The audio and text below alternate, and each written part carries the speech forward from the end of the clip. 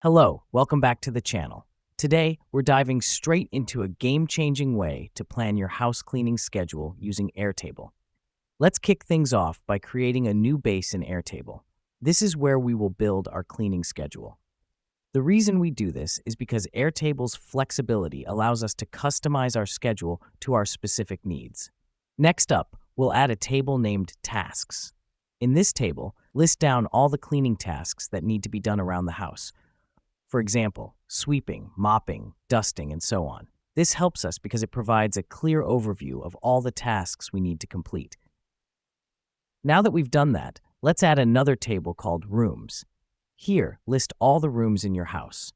The reason we do this is to ensure every space in our house is accounted for and nothing gets overlooked. Moving on, it's time to create a junction table named Cleaning Schedule. In this table, connect the Tasks and Rooms tables using linked record fields. This helps us to assign specific tasks to each room and manage our cleaning schedule effectively. Don't forget to add a date field to this table and name it Scheduled Date. This will allow us to set a date for each task. Here's what's happening behind the scenes. By setting a date for each task, Airtable automates the scheduling process, freeing up time and energy for you.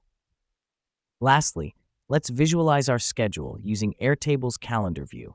Just navigate to the top right corner, click on Calendar, and voila, you have a visual representation of your cleaning schedule. This matters because it can help you see your tasks in a chronological order, giving you a clear understanding of what needs to be done and when. And there you have it, a simple and effective way to plan your house cleaning schedule using Airtable. With this, you'll never miss a cleaning task, and your house will always be spotless. Thanks for joining us today, and we'll see you in the next one. Keep your house clean and your schedule cleaner.